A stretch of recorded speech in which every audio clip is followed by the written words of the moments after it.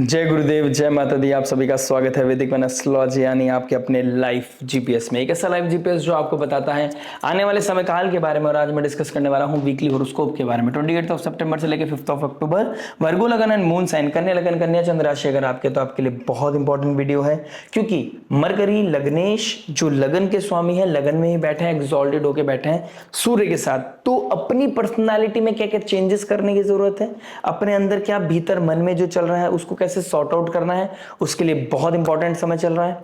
यानी कि लाइफ में जो चीजों की करेक्शन की नीड है, ऑडिटिंग की नीड है, वो कहीं ना कहीं दिखाई दे रही है। उधर शुक्रदेव जो 12th हाउस में जाके एग्जॉल्ट हो जाते हैं, शुक्रदेव अपने ही नक्षत्र में जाके जहां पे वो फ्लरिश, अबेंडेंस, ग्रोथ, हैप्पीनेस को बढ़ाने के लिए कहीं ना कहीं बाध्य है, लेकिन केतु के साथ बैठे हैं सेम नक्षत्र में। तो कहीं ना कहीं यहां पर एक कॉन्ट्रोडिक्टरी एनर्जीज दिखाई दे रही है। 12th हाउस लॉसेस का है, 12th हाउस कहीं ना कहीं शॉपिंग एक्सपेंडिचर्स का है, फॉरेन लैंड का है। तो केतु शुक्र का बैठना, हो सकता है कोई ट्रिप कैंसिल हो जाए, हो सकता है कि कहीं ना कहीं बहुत लग्जरी ट्रैवल हो जाए और वहां पर ऐसे लॉसेस हो जाए, ऐसा कहीं ना कहीं पैसा खर्च हो जाए जहां पर आपका उससे कोई रिटर्न ना मिले। यानी कि अगर आप विदाउट एक्सपेक्टेशंस करते हैं तो बेहतर है, अदरवाइज कुछ शॉपिंग ऐसे कर सकते हैं, कहीं कुछ ऐसी जगह पैसा लगा सकते हैं जिसका आप यूज नहीं कर पाएंगे। मेडिकल एक्सपेंसेस होना, कहीं ना कहीं हीलिंग की तरफ आपका ध्यान जाना, chaos को खत्म करना, चीजों को फिगर आउट करना, वो अवेयरनेस को बढ़ाना, आपकी जो चेतना है वहां पर आपको पता चलना कि आप क्या है, आपको किस चीज की जरूरत है, और आप जिस किसी और में जो अपनापन ढूंढ रहे थे, गेन्स ढूंढ रहे थे, प्रोस्पेरिटी, ग्रोथ ढूंढ रहे थे, एक भविष्य को बेहतर करना ढूंढ रहे थे, वो आप खुद में संपूर्ण हैं। तो जब आप संपूर्ण हैं तो आपको पूर्ण रूप से अपने आप को डिवाइन को सरेंडर कर देना चाहिए, और आपको यही चीज फिगर आउट करनी चाहिए कि मैं कल और बेहतर क्या कर सकता हूं। किसी और के ऊपर डिपेंड होके नहीं, अपने ऊपर, खुद के स्वयं के ऊपर डिपेंड होके। क्योंकि वर्गो लगन एंड मून साइन है जो कालपुरुष कुंडली के हिसाब से 6th राशि पड़ती है। ये एक्टिव साइन है, आपको डिसिप्लिन होना पड़ेगा, एक्टिव होना पड़ेगा। जिस दिन आप एक्टिव हो गए उस दिन आप फिगर आउट कर लोगे आपको मुझे किस चीज की जरूरत है, किस चीज की जरूरत नहीं है। और जिन लोगों की लाइफ में मरकरी सूर्य 1st हाउस में है, जो गवर्नमेंट लॉबी से जुड़े हुए लोग हैं, उनकी लाइफ में जो क्रिटिकलनेस चल रही है, जो रियलिटी आ रही है, जो छुपे हुई जो चीजें हैं वो फ्रंट पे आने के लिए ललायत है, या कुछ गलतियां जो आपको बहुत भारी पड़ रही हैं, उनकी लाइफ में क्या ट्रांसफॉर्मेशन आने वाला है, सबके बारे में डिस्कस करेंगे। Love, marriage, job, business, health, student life के बारे में बात करेंगे इन दी एंड उस रेमेडी के बारे में जो हो सकती है आपके लिए रामबाण। और रामबाण वही जो पॉजिटिविटी को मैक्सिमाइज करे, नेगेटिविटी को मिनिमाइज करे और लाइफ में लेके आए पीस, हैप्पीनेस एंड अबंडेंस। तो चलिए विदाउट वेस्टिंग एनी टाइम शुरुआत करते हैं आपके लव से। लव की बात करूंगा तो 5th हाउस को देखूंगा। 5th हाउस के मालिक बनते हैं शनि देव। कैप्रिकॉर्न साइन पड़ता है, सैक्रिफाइस का साइन पड़ता है, और वो बैठे हैं 7th हाउस में। मैंने ऑलरेडी कुछ वीक्स पहले बोला था, अतीत से बाहर निकलने का समय है। डुअलिटी है, समझ नहीं आएगा, मिक्स्ड ऑफ फीलिंग रहेंगी, दो जगह आपके थॉट रहेंगे, एक तरह के इल्यूजन में रहोगे आप, खुद को खुश रखने की कोशिश करोगे, कुछ ऐसे लोगों से मित्रता करोगे जिनके साथ आपको नहीं करनी चाहिए, आप जिनसे नहीं करना चाहते थे। तो कुछ ना कुछ वहां पर मिक्स ऑफ थॉट रहने वाला है। लेकिन यही डुअलिटी एक दिन ऐसा प्रेशर फील कराएगी जहां पर आप चीजों को फिगर आउट करने की कोशिश करोगे, अब क्या सही है क्या गलत, मुझे ये चीज चाहिए, और उसका एक इंजेक्ट करने का समय ये वीक आ गया है। ये वीक आपको वो इंजेक्ट करके जाएगा, क्या सही है क्या गलत, अतीत से बाहर निकलने का समय। और मैंने जैसा कि बोला, शुक्र केतु, शुक्र जो लव, रिलेशनशिप, ब्यूटी, रोमांस के कारक हैं, केतु कहीं ना कहीं डिटैचमेंट, लिबरेशन के कारक है। दो डिफरेंट एनर्जीज एक साथ एक डिग्री पे आ रही है, सेम डिग्री पे कहीं ना कहीं कार्मिक कनेक्शन दिखाई दे रहा है। तो कोई foreign land, foreign people, foreign culture से कोई ना कोई कनेक्शन, कोई ना कोई कनेक्टिविटी, कोई ना कोई रिलेशनशिप बिल्डअप, कोई ना कोई मीटिंग होती हुई नजर आ रही है। प्लस कहीं ना कहीं शनि का या कुछ कैंसिल भी होता हुआ नजर आ रहा है। ऑल ऑफ सडन प्लानिंग पूरा था लेकिन कैंसिल हो गया। और एक तरफ शनिदेव रेट्रोग्रेड होकर बैठा है, अपने प्यार को रिश्ते में बदलने की कोशिश, लेकिन डुअलिटी है, कंफ्यूजन है, उतना कॉन्फिडेंस नहीं आ पा रहा है।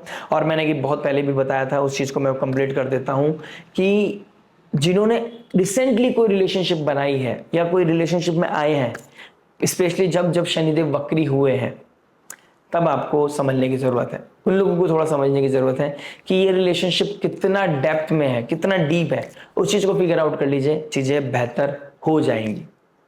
आप अननेसेसरी ब्लाइंड ट्रस्ट करके अगर कोई फिगर आउट चीजों को आगे बढ़ाते हैं तो ट्रबल बढ़ सकता है। सीक्रेटिव रिलेशनशिप बनाना, बेड प्लेजर सीख करने के चांसेस बहुत ज्यादा हाई हैं। अपने आप को ऑडिट रखिएगा, अपने आप को क्लियर रखिएगा कि आप किसके साथ क्या संबंध बना रहे हैं।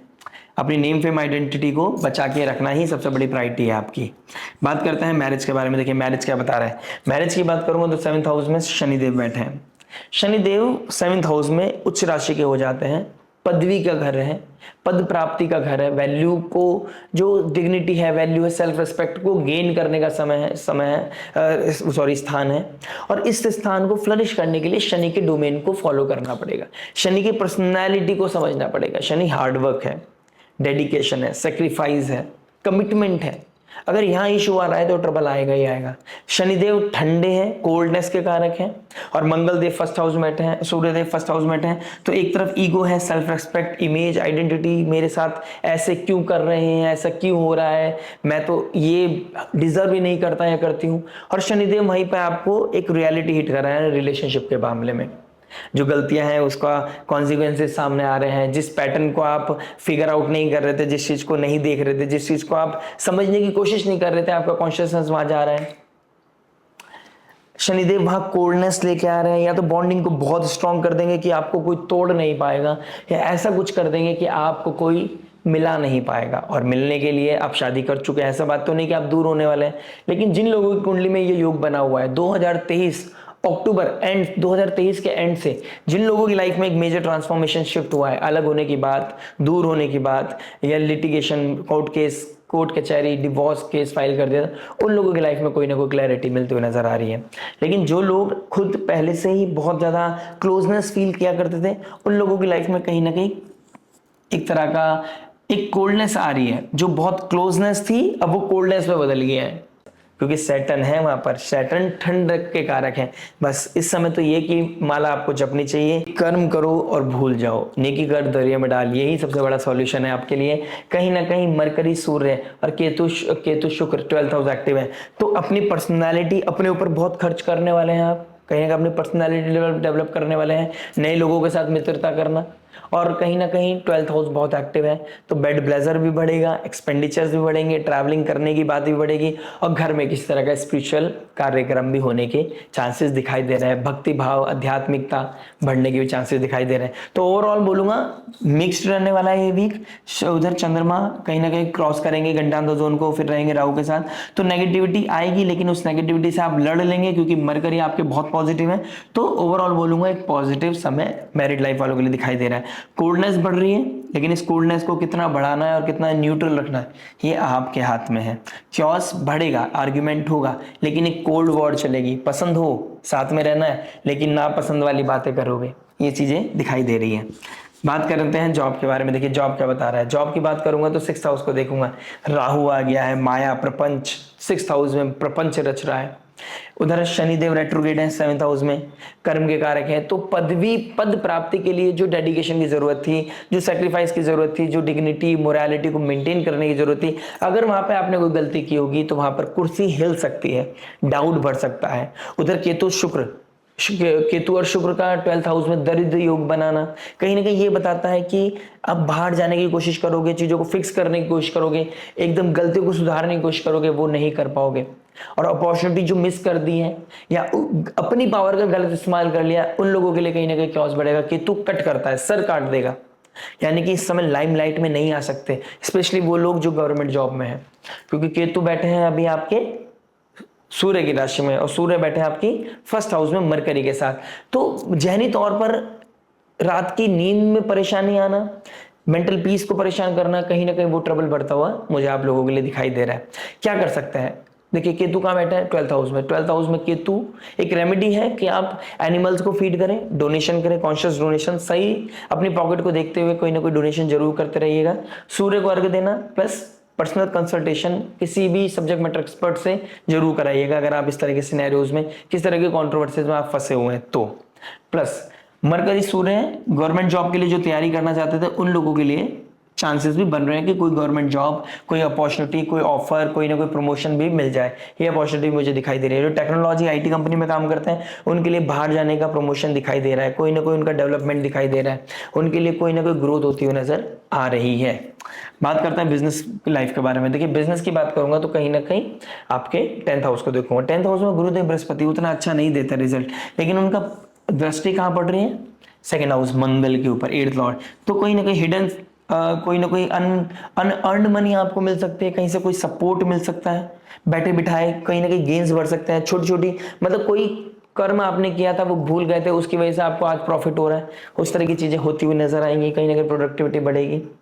प्लस आपको झूठ बोलने से बचना है इस समय, इस चीज का थोड़ा ध्यान रखना पड़ेगा। अगर आप झूठ बोलते हैं, सूर्य को खराब करते हैं, डे टाइम में सोते हैं, लथार्जीनेस प्रोक्रेस्टिनेशन को मेंटेन करते हैं, तो ट्रबल आएगा। अपने काम को पूरा करके चलिए, टिक मार के चलिए। प्रोक्रेस्टिनेशन, लेजीनेस आपके लिए एकदम जहर हो सकता है।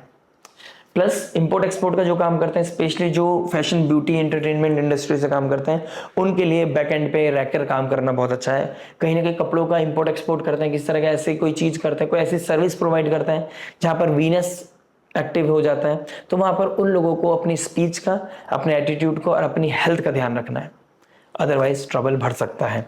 कुछ एंड मोमेंट में कुछ ऑर्डर भी कैंसिल हो सकता है, उसके लिए आपको परेशान नहीं होना है, इस चीज को थोड़ा सा मेक श्योर कीजिएगा। 1, 2 एंड 3 अक्टूबर थोड़ा सा ट्रबल देता हुआ नजर आ रहा है। बात करेंगे हेल्थ के बारे में। देखिए हेल्थ क्या बता रहा है। हेल्थ की बात करूंगा तो 6th हाउस को देखूंगा।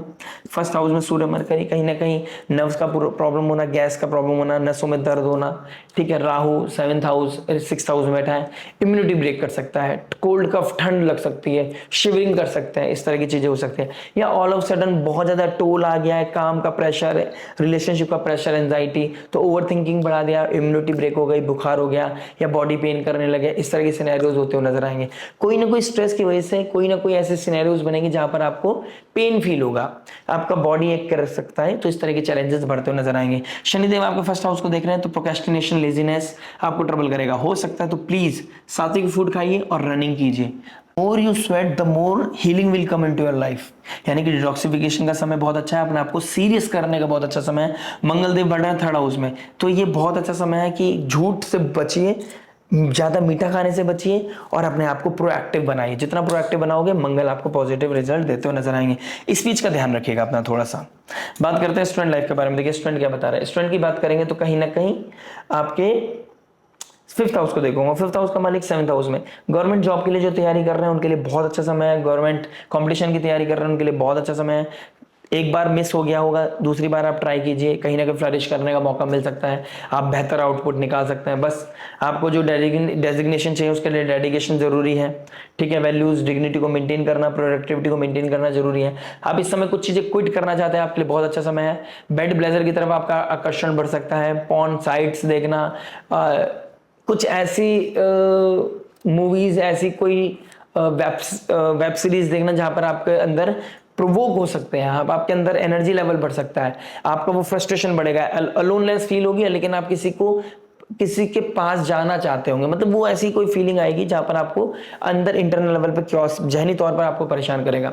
तो इससे बचने के लिए आपको स्पिरिचुअलिटी में लगना चाहिए। 12th हाउस में सूर्य उच्च, शुक्रदेव उच्च के हो जाता है, एक्सॉल्ट हो जाता है, स्पिरिचुअल लेवल पे चले जाते हैं। तो मटेरियल डिजायर के ऊपर कंट्रोल करना जरूरी है, मटेरियलिस्टिक डिजायर के ऊपर अपना कंट्रोल होना बहुत जरूरी है। Spirituality will be the key. अगर आप किस तरह के एडिक्शन करते हैं उसको छोड़ने का, क्विट करने का बहुत अच्छा समय है। मैंने लास्ट वीक भी बोला था, इस वीक में भी बोल रहा हूँ, किस तरह के कंफर्ट जोन को ब्रेक करके आगे बढ़ने का समय है। अगर आप कर जाते हैं तो आपकी चांदी ही चांदी होने वाली है, बेहतर समय आपका दिखाई दे रहा है। बात करेंगे रेमेडी के बारे में। सूर्य मरकरी एक साथ बैठे हैं, तो गणेश अथर्वशीष आपके लिए बहुत जरूरी है। वक्रतुंड महाकाय सूर्यकोटि समप्रभा निर्विघ्नं कुरु मे देव सर्वकार्येषु सर्वदा। ये गणपति बप्पा का नाम करना, गणपति बप्पा के नाम का आराधना, गणेश अथर्वशीष का पाठ करना, गणेश चालीसा का पाठ करना, गणेश मंत्र का जाप करना आपके लिए बहुत अद्भुत है। गौ माता को डोनेशन कीजिए, आपके लिए बहुत ही इंपॉर्टेंट है। एनिमल को फीड कीजिए, स्ट्रीट डॉग्स को फीड करना आपके लिए बहुत ही सुंदर, बहुत ही इंपॉर्टेंट है। अगर आप इंडिया में रहते हैं तो इजीली आप ये कर पाएंगे। श्री सूक्तम का पाठ करना, तुलसा जी में दीपक जलाना आपको अंधकार से बचाएगा, आपको नेगेटिविटी से बचाएगा। जब भी आपका ओवरवेलमिंग, ओवर एंजाइटी या ओवर थिंकिंग, ओवर प्लेजर वाली सिचुएशन बढ़ रही हो, आप भगवान के मंदिर में जाके बैठिए, आपको शांति मिलेगी। आप तुलसा जी पे दीपक जलाइए, आपको बहुत शांति मिलेगी। आप भजन, कीर्तन, म्यूजिक थेरेपी ले सकते हैं, आपके लिए बहुत ही अद्भुत रहेगा। अगर ये चीजें करते हैं तो आप अलाइन कर जाएंगे एनर्जीज के साथ और बेस्ट पॉसिबल आउटपुट आप निकाल पाएंगे। आशा करते हैं वीडियो समझ में आएगा। मिलते हैं नेक्स्ट वीडियो में। टिल देन नमस्ते, राधे राधे, प्रणाम।